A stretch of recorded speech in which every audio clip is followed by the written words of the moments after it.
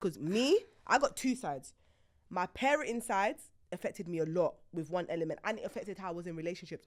But you see, my relationships, they have affected me. At the end of the day, I'm grateful for everything that's happened in my life. It's my testimony. No one can shame me. I'm who I am, and that's that. Okay, so this is real and raw. I'm gonna disagree. I actually think that it's it's real and raw, so go on. Real and raw. Real and raw. We come and we agree or we disagree. You agree or disagree. Hi guys, welcome to Real and Raw. It's Lucky, the people's mum. If you ain't got no manners, I'ma teach you some. It's Shanice Kasongo, the one and only. It's giving Marmite. You either love me or you don't. So guys, welcome to Real and Raw's second episode. Woo! And today is called The Root Cause, because we're about to get deep and personal. It's about to get dark, guys. Bring out the tissues. But firstly, how was your week? My week's been okay. Life is lifing, but by God's grace, we move, innit? How about yours? My week's been full of drama. You lot will have seen me on TikTok cussing. Like, my week has just been full of arguments and stress, but bad energy stay far away. So hopefully that's as in, yeah, let the dirty anyway. So yeah, she wanted to go somewhere with that. I was going somewhere else, but we're not gonna go there today. So let's warm up a little bit before we get deep and dark, because I got a lot to shed. I've got a lot to shed, but guys, as well, please, my nail was not done. I already know you people in the comments. Don't come for me. I know I came for confessions. Confessions, please. Let me pass. Let me pass. Oh my God. Okay, so we're gonna play Never Have I Ever.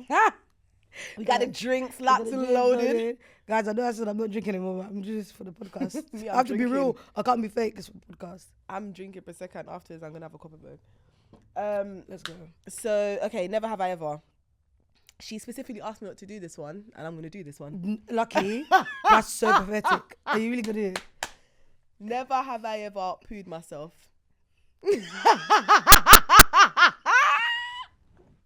You better start drinking right now. That's childish. You better start drinking. Okay, is it from a certain age? Right. Is it from a certain age? This is real and raw. We don't care about ages. That's too tough. I was young, guys, outside Safeway. Because I was just about to say, tell us the story then. No, my one was young. Come on. It was outside of Safeways. What's young? I was in year 5.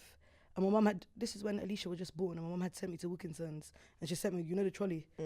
And my belly was hurting. I was like, Mum, I can't go. I'm in pain. She was like, no, you have to go. You have to go and get me the thing. She just had a C-section. I was thinking, Jesus, let me go. Guys, why am I walking back with the trolley? I'm walking. You know why our parents jar me as well? Why was she sending you in year 5 to Safeways? We have to talk about that. You know with the voucher. Do you know even with the voucher for the milk? Do you know that all of the... Do you know what it is to go walk around with the voucher? You know that voucher that they used to give you back in the day? When you're on benefits and you give you that voucher. I used to take that voucher everywhere. I feel like we're going to talk about it later, but like our parents were doing some like crazy stuff. And I was, the trolleys. Because year 5 is younger than Mouse, that's 10. Yes, exactly. The trolleys. Crazy and stuff. my belly was doing... I was just doing. I was even so worried. I was like, everyone can smell this. My trousers were sagging. But with me, what can I do in it? I had to go home in it. I just went home, finished what I had to do there, started the day again. To be fair, mine was in adulthood, but I was pregnant, so with child. Okay. So it's not too So bad. at least us were not like this on the normal guys. We don't just poo for no reason. I would like to hope so. I don't want people to think we poo. Sir. I don't want people to just think we poo, because that's not the case, honey. But go on, explain yours. Mine, I was pregnant. You think you're just going to let me explain my one and then you're going to go past? Oh, no. It was first trimester, and to be fair, it was just, if you've been pregnant before, you know the first trimester is just a nightmare. And I don't think I knew I was pregnant at the time. I was with Malika, so I wasn't an adult, but I was 17. Okay, you're so young. Yeah. But I was walking with my best friend at the time, and why did I say at the time? My best friend. And we was walking down the road, and I remember saying to her, I feel really unwell. I need to go toilet right now. And she's like, oh, just wait till we get to the bus stop. And on God, as I said, I need to go toilet like right now. It's something that just started happening. Like, I don't know how else to say it, but it just... Wait, where was you? Like outside? How far were you from your home? Main road. How far was you from home? I'm not going to say all of that. What if someone remembers me? Because a few people like noticed. I'm not going into depth of that. People noticed it. Now you know. Because it was... Wait, my one was the people in the public. They didn't know. They just see some little girl walking down with her trolley. Like, was going to a party. I didn't know I was pregnant. Obviously, I'm being wild and young and wild. Wild and rich and free. What? Okay. We Oh, both you want said to do two well, different Richard? things. Yeah. All right. What's your never have I ever? And you know, I said to her, think of your never. Yeah, have I know, evers. but I don't like thinking about those things to like straight. I To mean, everything. it's a game, so you have to do it in the moment. All right. I'm drinking in the interim. Go on. Okay. Never have I ever lipped someone in a motive. In like a dance. In a dance. Yeah. Yeah, I've done it. I was young those days. Come on. No, should I be honest with you? I'm not a lipser. I don't like lipsing like that. So it's very. You know, it's mad. You actually will say that, though. Yeah, like I'm Childish. not a lipser. I can lip like if required, but I it's not something I go out my way to do. So I can't imagine myself like in a party. Like, I did it. Like, Made in Really? Chelsea. Is it fun? Have you ever watched Made in Chelsea? The way they just lips. I don't know. I can't remember. I lipsed. I can't lie. I've been doing I'm still in love. You know those kind of ones. Like dancing, whining. And you're whining. Oh, really? Was it like it being in a movie? Yeah.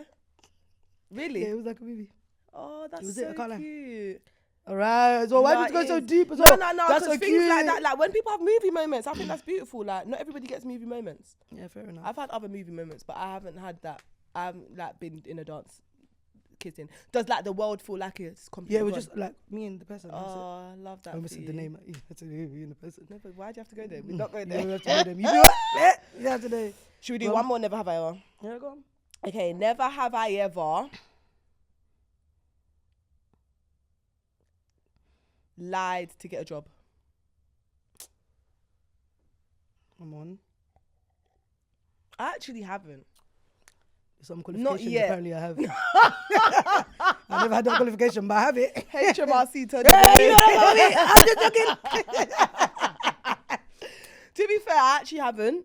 But if I needed to, I would. Me, I Without have. hesitation. I've Because done if I it. have the skill, why would something small, like if I didn't go to the course, hold me back if I know the thing? Do you get what I mean? No, the job field that I was in before, I didn't. But I feel like my personality just made them feel like. Also, you was... Because the way I was acting is like I knew what I was doing, but I didn't. You didn't have a clue. Then I started as agency and they're like, oh, this girl's actually good. Took me on as permanent. You didn't even check. Like, but yeah. When but they start checking, we're all going to be cussing them, saying, No. oh, Rishi. When they start checking. Uh-huh. What, do you want me to do another Yeah, one? your last one, the last one. I'm a useless babe because I should have really thought about this. If not, we can move on. No, you do another one. Okay. Never have I ever had a one-night stand abroad. No, actually, not No, do you know what it is? Because obviously I've been hearing that like it's Wait, very... mum. No, I said no abroad, because, such a good like, thing. I feel like I'm having a mum moment here. So apparently, like obviously I know that like you can go on holiday and like think you found a bae or something. I've seen it before. Like I've been on Yeah. holiday with my friends before and they feel like they found a bae or whatever.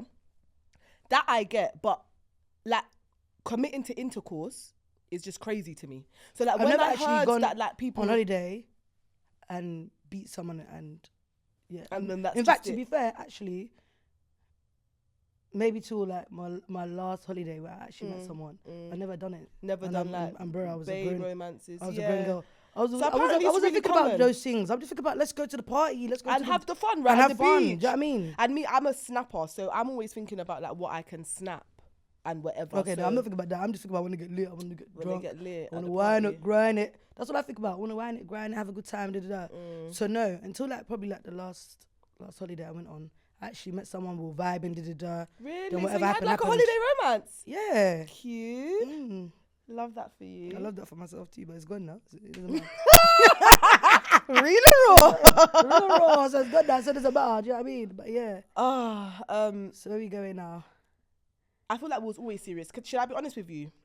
Me and Shanice have been a bit heavy today. Today's been a heavy day for us. Been a heavy day. I can't lie. Like even just getting in here, The moods, everything was just off. Yeah, the lead up of the day. It's been a heavy day for us. So it's only right that we had already plans to do like a heavy episode. Maybe, you know what? Maybe the heaviness followed us because you Followed knew us. what we're about to start. Yeah. It's true. You know what I mean? So Sorry, guys. I just want to say, lucky I actually did my hair, guys. Oh And I feel yeah, I like did both hairs. It's laying to the Actually, best. to be fair, Shan stuck my pony, but she doesn't want to do hair, so don't DM her. Yeah, don't do But it. I just want to put it out there that she does hair.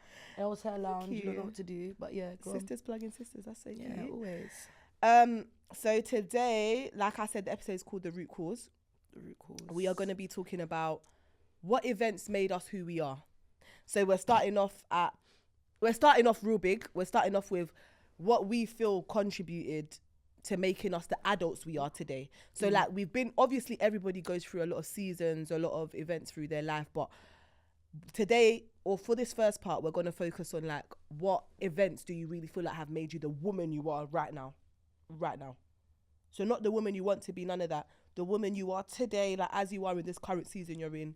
What events do you feel like were the biggest leading you up to the person you are now? Do you want to go first on me? I feel like you should go first. Guys, I feel like I always so lucky to go first, but I think I've got ADHD or something. I had to I probably had to think like, I'm the people even I'm not before gonna I write lie, you lot are sentences. abusing this ADHD diagnosis. No, I'll be real. I know what I'm talking about. I have to think. I'll be like, okay, that's how she answered it. Okay, you get it? That's what happens to me. So Okay, the you go formation. first. Okay, so for me, I feel like currently I'm in my confident, no nonsense era. Yeah, 100%. To be fair, people won't believe it, but I haven't always been like that.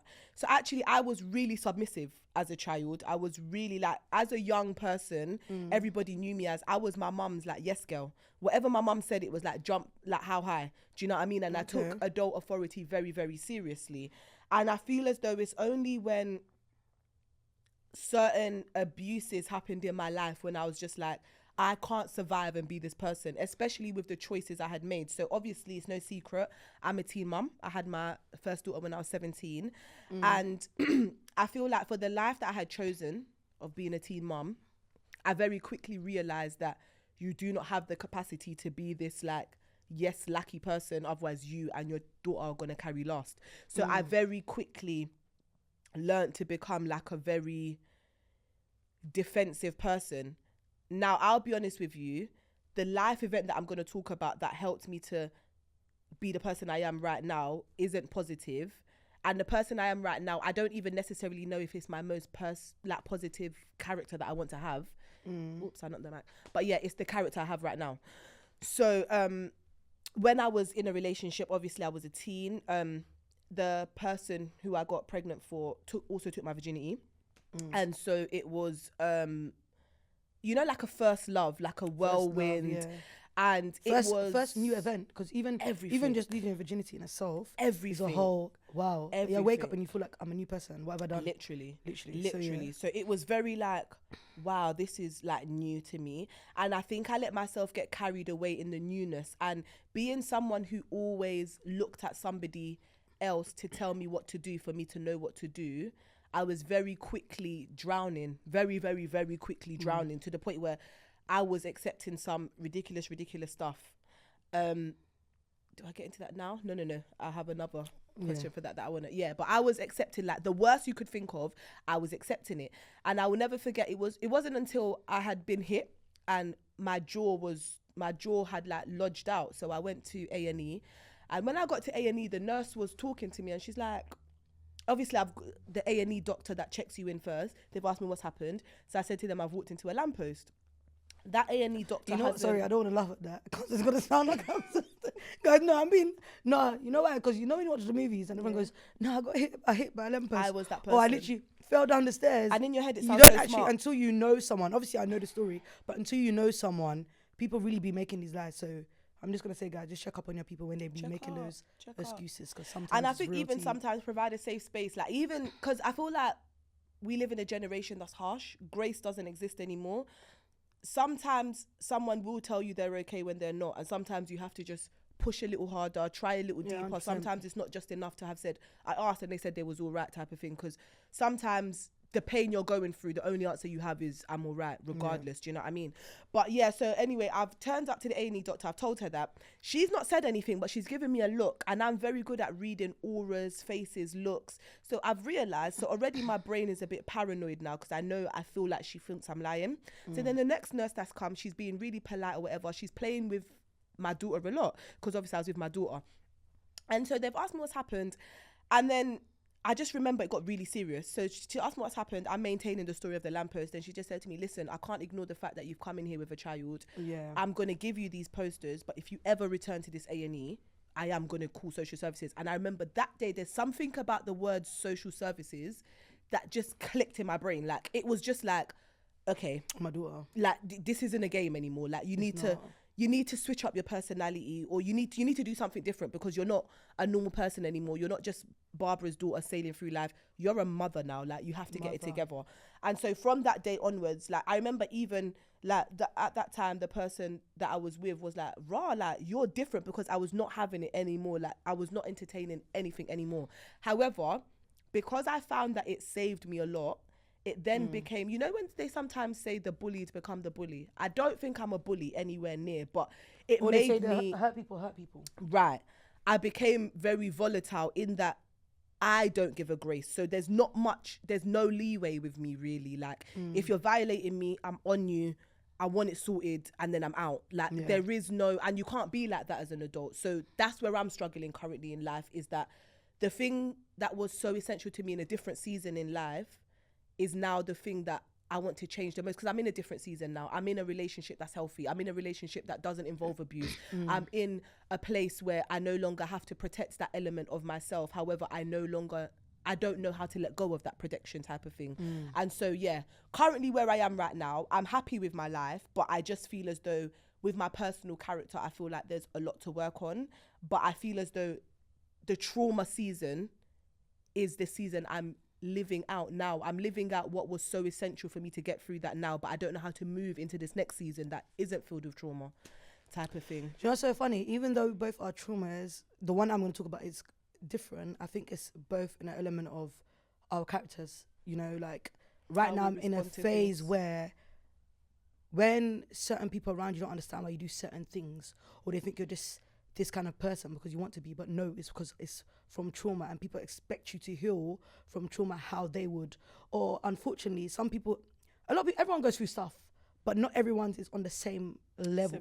So the same way you're saying now, like, right, you're in something good, but sometimes that trauma is still there, because trauma does follow you. Because I would say for me, a big thing in my life was being like, you get kicked out, then you have to go stay here, then you get kicked out from here, then you have to go stay at your friend's house, then you get abandonment.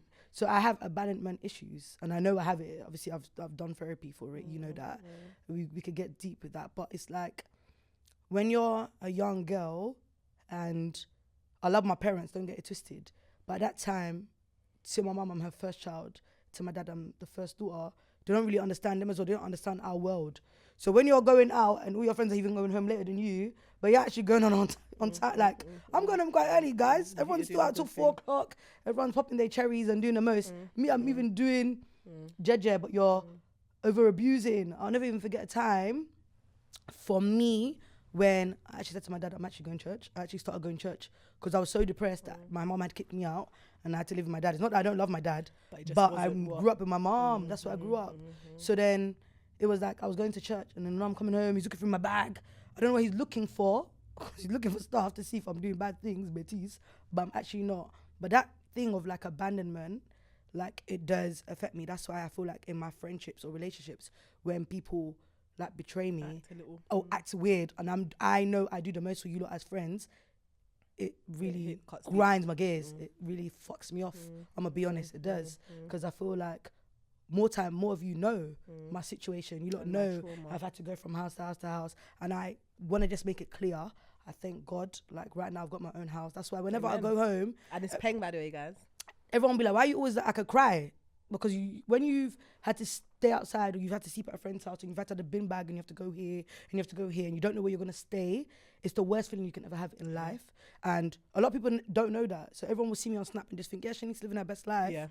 But you lot didn't know. Wow, it was tough. It was very tough. It was very heavy. Harsh, and I had to be independent and I had to be strong. Some people got to save their money and go get the car and save their money and do this because you're living with your parents. I didn't have that opportunity. Do you get what I'm saying? And then when I did go back home, bro, it was tight, jam-packed in the yard. So and I didn't have a moment to breathe. That you just said, actually, is that, like, I have an element of my personality where sometimes I feel like I'm competing with people I shouldn't even be competing with. But I think it's because we're not even on the same level. But what you've you been know through, when I've you've been had through, to is not work on the same. so hard for all your It's life. different. Do you get it? Yeah, it hits hard. Every day for me is a challenge. It's a battle. Some of you hard. wake up, you go to work, you go home, your parents cook for you. No, I don't know where the food is coming from. I'm hungry. You have to think like I'm hungry. I'm laughing, but because if you don't laugh, you cry. no, innit? you'll cry. Yeah, but I'm hungry. Where am I gonna sleep? Where am I gonna go? Then you end up finding places where you can go and where you can stay. But until you have your own place, you never really have peace. Yeah. I feel like for the last 2.5 years is actually me having peace in my life. I basically didn't have peace in my life for 27 years, which is so bizarre. Because I've never had my own space, if you deep it. Even when I was living with my mum, I'd never had my own space. So yeah, but yeah, I would say, I think that's what's made me who I am today. Like, having to fight for my rights. And I love fighting for my rights now. Now I do it every day. I've done it all these years. Now I fight for my rights. And that's why I feel like, you say the whole character thing. That's why no one can you can't disrespect me. You can't just tarnish my thing. You can't come and disrespect me because you don't know what I've been through. I've already been disrespected enough. You're not going to come and ruin the day. But yeah. But that's the other thing. I feel like sometimes we speak about traumas negatively. Sometimes traumas are what we need. So like for me, for example, I've always had the trauma of, obviously, when you get pregnant young, all your family members tell you that you're going to fail. And it's really hard to hear that you're going to fail from the people you love the most. So this is like your unit, and they're telling you flat out, you are going to be an actual failure. Like, what are you doing with your life right now? And so I've always been in this like defensive mode of, I will do what needs to be done regardless of what it takes. And I feel as though that specific trauma has led to me having an unmatched work drive that is very rare that I'm going to step down to something that can better me or my children's life. And it's helped me because even though I'm not rich, me and my children have never gone without, because I've never allowed myself to get into even a season where it's like, okay, I'm just going to be chilled. Like that season cannot exist for me. It literally feels like the oxygen's going from my lungs because you know, it's crazy. What it means. I respect that because my one was the opposite. And in life, people don't speak about the opposite. My one was like, okay, I'm a failure. I failed anyway. Nobody loves me. Might as well be myself. It's never that deep. Let me just go waste my life outside. That's where I went. I was just like, I'm going to die anyway. Probably being a useless babe. At the time, that's how I used to think. At that time, I was more insecure. Even, I feel like right now I'm confident, even though, I told you, getting to the gym, getting a bit fluffier. But I feel like I'm very confident within myself now. Whereas before I was... I didn't even rate my thing at all. So I'd just be getting disrespected left, right and centre. I didn't take it as, okay, this is my situation, let me go and better myself and do better for myself. I just thought, I've really failed now. But then when I started waking up, so I'd say maybe the last 3-4 years, fortunately later in my life, but I started realising, no, but you have to do things. I'm that girl. Do you know what I mean? I'm that girl, you have to do things. So yeah, I feel like it has a part on both sides, negative and positive. But at the end of the day, I'm grateful for everything that's happened in my life. It's my testimony. No one can shame me. I'm who I am, and that's that. Okay, talking childhoods now. I don't know why my childhood makes me so emotional, because guys, my childhood wasn't sad. So like, if you see me cry, my childhood wasn't sad. It just had sad things. Do you get it? Okay, so I am the only child to a Ugandan immigrant. She came here as a refugee, asylum seeker. And she just had such a difficult time, which I feel as though made her really angry. And I feel like sometimes as children, or as children who grew up with angry parents, we don't take a step back to try and understand where that anger came from. And because I'm a parent, and I think because I became a parent very early on, I took a step back years ago to try and understand, why was my mum so angry? Because my mum used to beat me, but it was beaten out of like love. I'm so sorry, because it was us together. It was like, beat me, bro. Mum, listen, guys, let's make a disclaimer. We love our parents. We love our mums. What? Our mums are going to be here. They're coming on. Don't worry, they're coming on. We're going to have... But have you ever been beaten? Yeah. Beaten, why I can go outside, I can really beat someone, and that's the problem. Beaten. That's why I say to people that I think even my ability to like fight, because I don't shy away on social media from the fact that if I need to, I can beat a gal. But that definitely came from knowing that I can be beaten. That's one thing I always say, that the best people to fight are the people that understand that I can be smacked. I can be smacked. I can be smacked too. I can really be beaten. And I never go into a fight not understanding. Barbara taught me you can be beaten. When I say licked down, I mean licked. But yeah, so she was... And you know what you're saying is actually so, like, I'm just deep in it, like, they were so angry. So traumatic.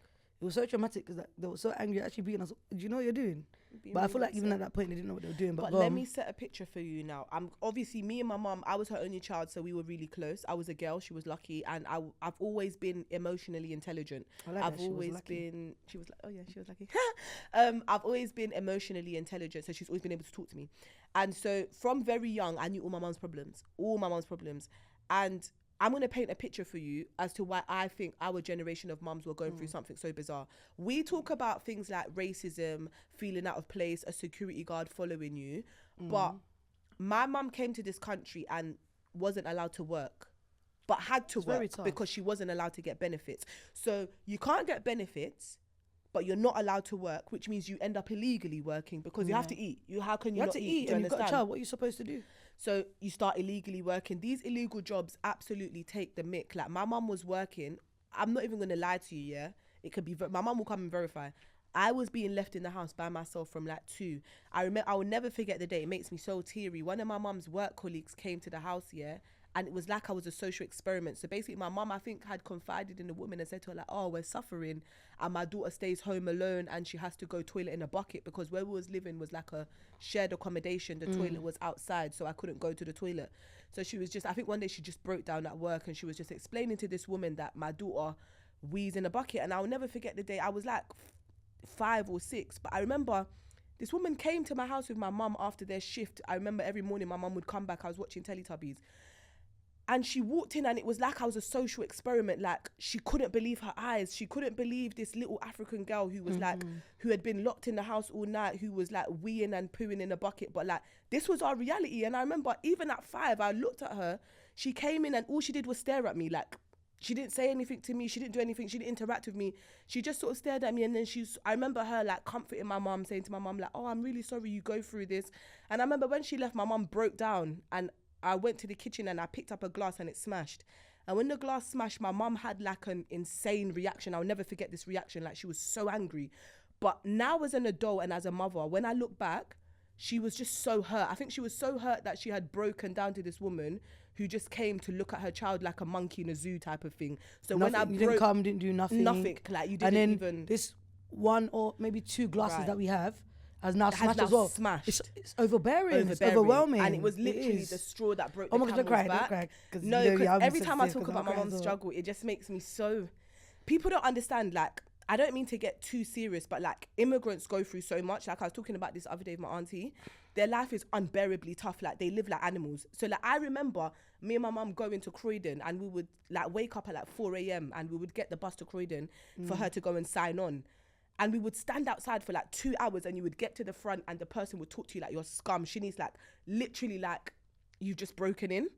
And I remember every time we'd leave there, my mum would be so upset. And I would dread every time we was going there because I'd think every time we're going to Luna House, it's a bad day. Like it's such a bad day.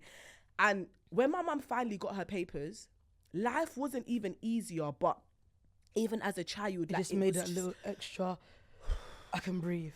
And I'm not even talking about, there were so many other subliminal things, like my friends going on trips in primary school. And but you couldn't go. Like it was just not It's so crazy because I had a lot of friends like that in school and they were like, I didn't even know some of I thought all my friends were born in Newham General like me.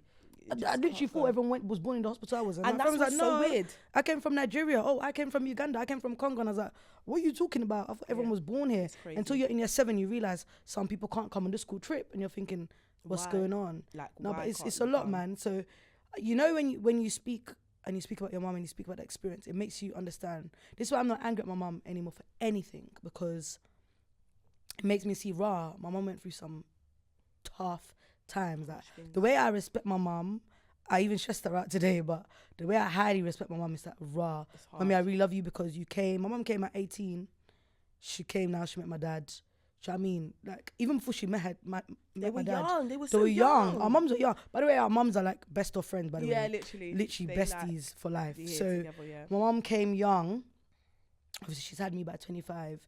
What do you know? That's not your country.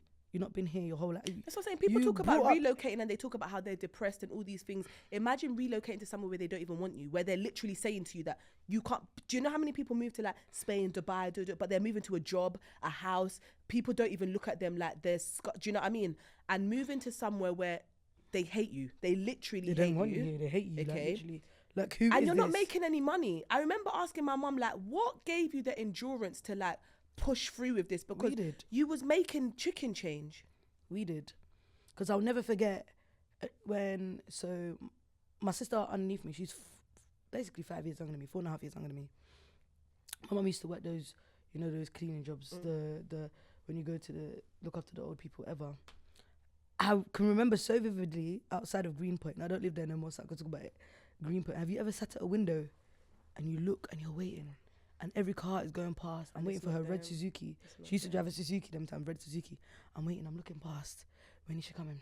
When is she coming? That was my reality for years. And even when she would come, she would try and do the most. But then I would understand why, okay, she got her things going on, hers, why she wants to go to the club with her girls. She wants to go and enjoy because life is tough. And you know when you say, oh, okay, what from your childhood or your younger era in life has really helped you? When I had that moment where I was going to the club. Have you ever been banging something out?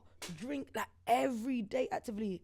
And I realized this is actually a form of depression. It's a form of depression. Do you get it? So it's like I look at my mum and I just feel like, rah, I rate your thing because it was too tough. It was too tough. Imagine there's one of you. And we're even saying immigration. At that time, it was me and my sister. And then my other sister came. Are coming. That's what I'm saying. And then the brother came. That's what I'm saying. And then the other brother came. And then you're with just men that are not even doing. Anyway, Dad, I rate your thing. That's what I was going to lead into though. Because my dad did his thing. We haven't even spoken about love because I feel like obviously a lot of that, what has shaped me has been my relationship. And imagine being an immigrant. Your man is outside. Like outside. Our dads were outside. Like I don't know what it was, but yeah, my dad specifically, outside. And I just honestly, like even because when I look at the type of mum I am to Malika, the trauma of my love very much is a contributing factor to the way I parent Malika. So I'm very zero tolerance when it comes to Malika, and that is because of the love traumas that I faced. I just can't handle certain things happening to my daughter. Like I don't think you understand. Is there anything that happened to you that you just think to yourself, if I had kids, this can't happen to me? 100%. Yeah. Being left at home with random people that take advantage of you. It's just it can't happen. That is number one, because look, your mum is now going to work to make money. Your dad is not there. Then you're left with people. They're abusing you. They're doing weird type of shit. Do you get it? So it's like, but can I blame my mum in that moment? Where was she gonna do? What was she gonna do? She didn't have that capability to think I can have this situation or I can have this kind of support. At that time, those things weren't there like that. And that's another thing. Support systems like are just, because I feel like we're very fortunate.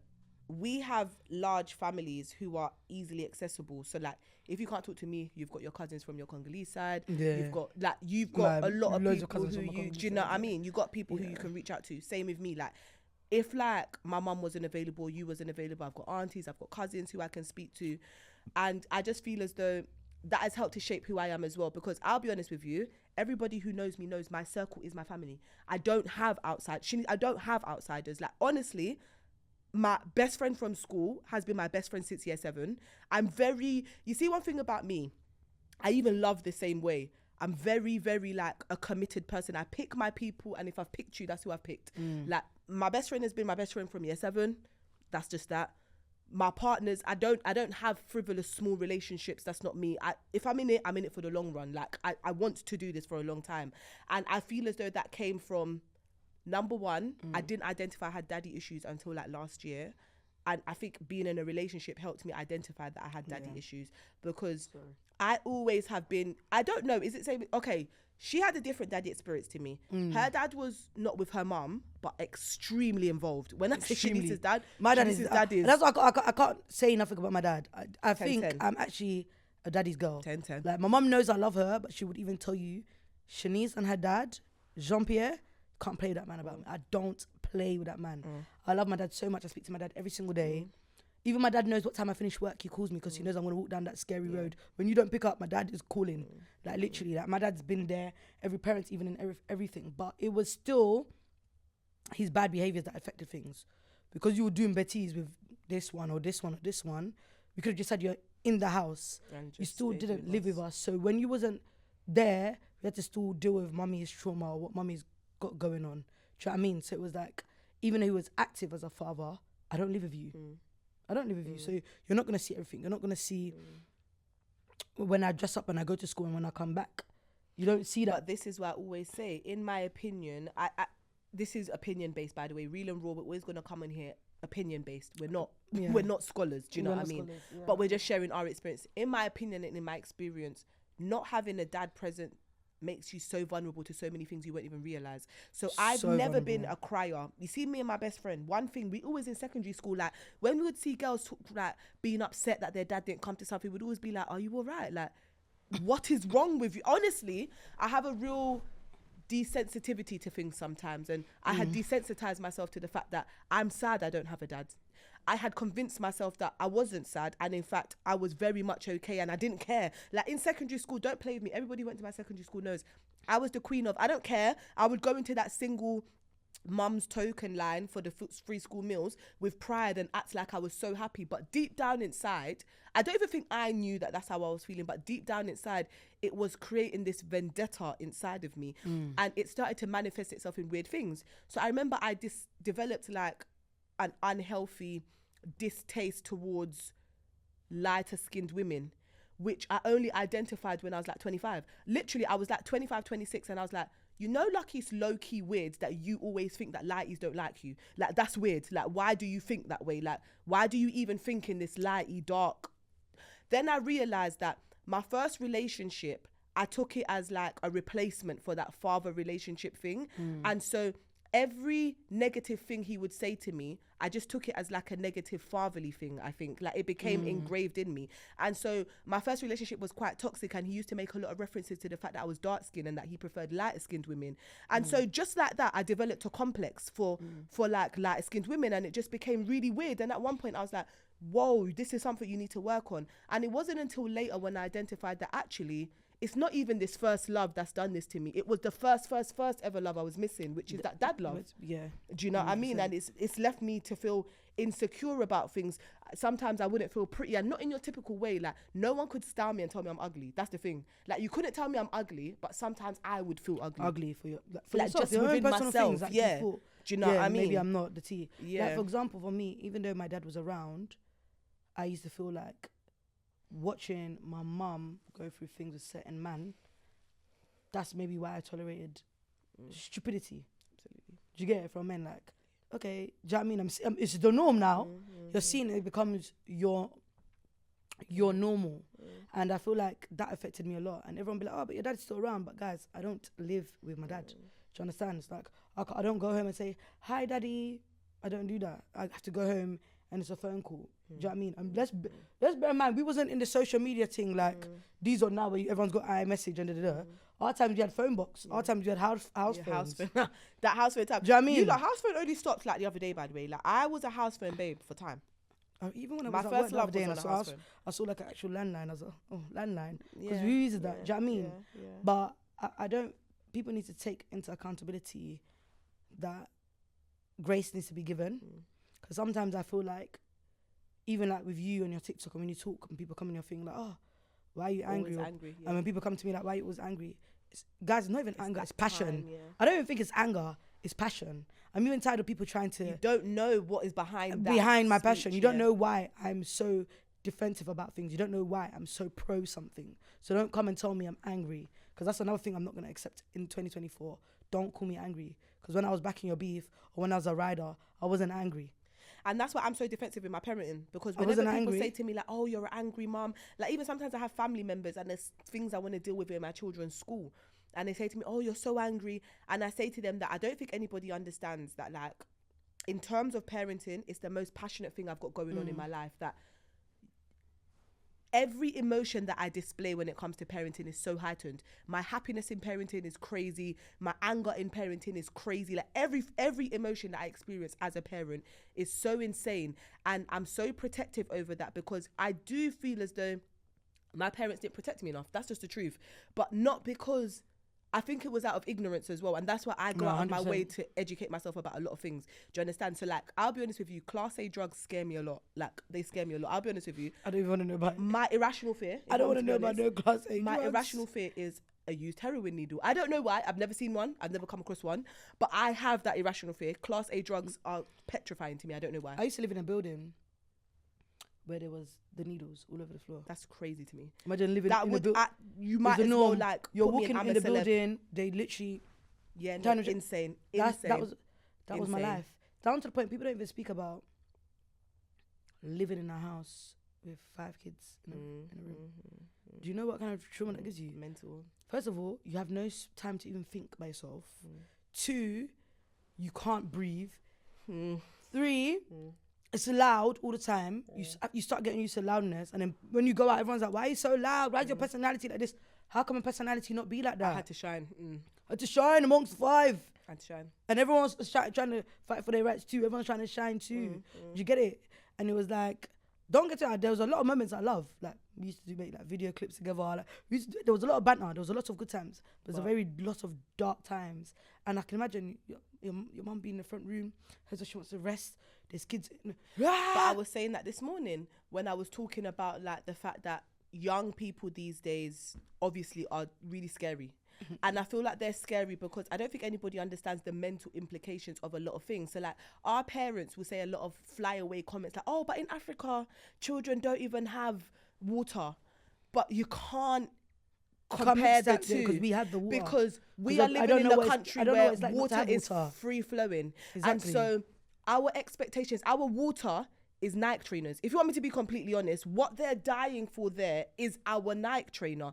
And so sometimes I even as a parent now, sometimes I try and make sure that I'm being objective. Like, am I parenting in the season of my child? Because that was going to be my next question. Do you feel as though it was harder to parent when we were kids or now? I think when we were kids. Tell me why.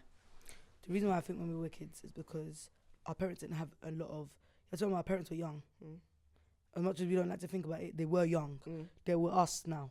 When they first started having children, yeah? That time they didn't have that much insight. You see, when I talk to my mum now, you see the way I'm treated and the way my little brother's treated is different. Completely different. Because my mum knows a lot now. My mum studied so much now. My mum is in the world where she can see social media. She can see things that are being spoken about on a general basis. Those days, those things wasn't there. It wasn't. We had to keep it a buck. So yeah, you can tell your child this, that and that. But they weren't seeing that, yeah, it's just okay for us to go to the park and chill until this time. It's okay for them to go to a little party and chill to this thing. It was the small things that were making our parents angry at those times. You know why? Because they didn't understand that. Them themselves, they weren't doing that back home. They weren't doing that back home. What do you mean? After school, You come so home I and knew you fry that back home. mandas. You get it? Like, you You're come mad. back home. So now I feel it's very different. I feel like even I've watched my mum evolve as a parent, and I commend her from where she was with me and my other sister to where she was with my brother. My brother now is very different, and I respect it even down to she won't touch my siblings. That doesn't. No, she will never do that ever again. She didn't know better herself. She will always say, "I didn't know better." Now she does. So I feel like I would say now is more easier to parent because you can even see what's going on. Lucky, realistically, if you want, for Malika, you can go on social media. You can see what's going on. Okay, so this is real and raw. I'm going to disagree. I actually think that it's You know, it's real and raw, so go on. Real and raw. Real and raw. I We come think and we it's- agree or we disagree. You agree or disagree? I think it's way harder to parent now. Obviously, I'm biased because I'm a parent now. I wasn't a parent back in the day. So I don't have that perspective of what it was like to parent back in the day. I just remember how I was parented. However, I feel as though, number cheeky one, shush. back in the day, we had a lot more community spirit. So like, even though our parents were going through the ringer, you couldn't send me, my mum couldn't send me to Auntie Sissy's house. And Auntie Sissy see me do something naughty and even cross her thought process for her to think whether she's going to tell me off or whether she's going to reprimand that behavior. It was instantaneous. So like, I would know that whichever adult's house I went to, it was pattern central. My mum's rules remain. It just is a free-flowing thing. In the society we have right now, it's very difficult to parent because parenting is an individual household thing. And when you But have can that, I say also though, when you say that though, it's because of kind of the culture too. Now Exactly. our kids are mixed with everybody. when our mums were all friends, or think about all our mums, Auntie Barbara, all of us, we all were from one community. Obviously, if you go to one house, Jamaican, I had Jamaican Andrea. Yeah. Andrea, shout out Andrea. Yeah, Andrea but even when we used to look go, up we to knew. me. Andrea, when we went, we knew. Come on, we can't. Do you know what I mean? Now, your daughter might be going to Sally's house. But that's what I'm saying. Sally's not going to give the same vim This is the as... exact example I'm giving you. Okay, so like, for example, my children, I'm biased, of course, because they're my kids, but I feel as though they're extremely... Sorry, guys, I've been burping. It's the Prosecco. Because, you know, you have to say things. You have to make things. Too shy. Real and raw. If you don't make a disclaimer, they say that girl was burping too much in the comments. Let me give you the example. Yeah, I had a bit of Prosecco. Let me give you the example. Yeah. We grew up together, right? We're the exact example. Our mums are friends. Me and Shanice are friends, right? When we were growing up, Auntie Sissy telling me something was so normal. Like, if I went to her house, it was Auntie Sissy's rules, no questions asked. It was like she stepped into a parental figure, which meant that every house I went to, there was very little... You know what's even crazy? You would not even know this. My dad actually used to look after you more than my mum. No, I know. My mum tells me. But every house I went to, there was very little leeway for me to be reckless. There was very little space for me to have that breathing space to even like be a bit untoward, be a bit out of control, because regardless of where you went, you was at so-and-so's mum's house, which meant you had to be patterned. In today's day and age, you can't speak to people's kids. So Shanice, you see the way my children banter with you. The reason why I step in is because I understand that the culture we have right now, so like even sometimes when I feel Zanai's getting too cheeky, even if you felt that way, we no longer live in a community or a culture where it's normal for you to be like, hey Zanaya, even though you would, there would still be a thought process in the back of your brain like, oh, should I have done that? Whereas back in the day, they did not have that resistance. That resistance is the fundamental difference as to why our children these days are so brazenly walking the road doing mad things, because there's no level of accountability anymore. So like back in the day, if I wanted to eat chicken and chips on the bus and be a bit noisy, yeah, I had to scout the bus first. Like, I need to look at this bus first and make sure that... fair enough. What appropriate adults, like, it doesn't even matter if I know you. If I see like a yardie looking auntie or an aff looking auntie, I know that, all right, friends, we need to be patterned on this bus now, because like auntie would tell us like, auntie would turn around and say to you, look, quiet. You're doing a lot. Quiet. Yeah. They can even just turn around and tell you, do you understand? Now in this day and age, try and tell a youth to be quiet. They could even lift that belly for you and bring out a shank. Do you understand? Yeah. And so in this day and age, parenting is a lot more serious. You see, back in the day, our mums were worried about things like if we're going to steal from the shop. But you know what it is? I feel like what happened is parents got I think they got a bit complacent and too lazy and too tired. It's stupid. I feel like they did get a bit too tired. Because sometimes I'll be like, nah, man, mum, but give that's Joey why that I extra. even say, yeah, me personally, I don't think there's an age limit, but I think there's a temperament limit. Once your temperament gets to a place where you're in a very nonchalant element of your life, don't have kids, because there's nothing nonchalant about raising kids. I say this to people all the time. Though. Yeah, people think that having kids is a seasonal thing. There's nothing seasonal about having a child, because every season they enter into, you enter into it with them. I feel like you have to just learn with the season, learn with times. And this was always my thing to my mum. Mum, we're not in Uganda. This is not Kampala. This is the United Kingdom, London, Newham, okay? Learn your surroundings and learn how to deal with it. Because at the end of the day, you got to parent your child with what's going on now. But I feel like at those times, our parents just didn't. They didn't get it. As much as we wanted them to, they didn't get it. But if you see our parents now, guys, now they're grown and we're grown, they're getting it, which is annoying, because I wish this is something you got at the time. From the very beginning. If you know what I'm saying. It's hard. Wow, this was counselling. I feel like it was counselling. So low key, guys, I've actually heard that I could be a counsellor. All jokes aside, like, people find me to be a great listener and a great advice giver. Yeah, don't lie, you said it in the last episode. Yeah, but I wasn't. No, I feel like. Okay, I'm not letting you answer, but answer. But you know, I didn't even get to speak. You're taking long. Say it that I'm good. Now I'm not gonna say it. And now I will not be conformed. The pain, the torment, torture. Woo! Yeah, but I hear it though. You're a very good listener. Giving counselling vibes. I feel like I'm a good listener, but I'm not giving anyone advice. I've got my own problems. All right. But anyway, I definitely feel like this is giving a part 2, because we only tapped into our parenting side. We haven't tapped into how love has affected us, because I got 2 sides. My parenting side affected me a lot with one element, and it affected how I was in relationships.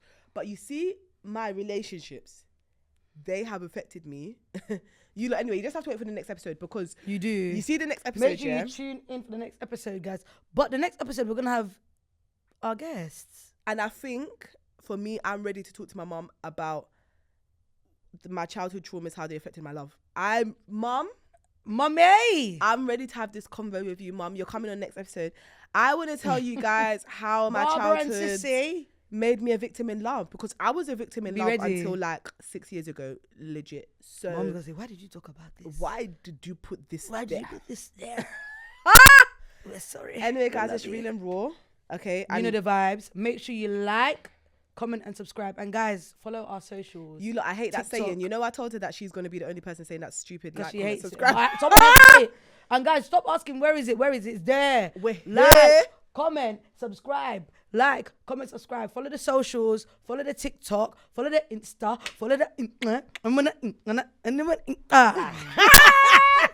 the mic. Seize the mic. Shanice from the East. I'm so sorry. Shanice from the East. It's giving too much prosecco. Too much prosecco. And lock the camera.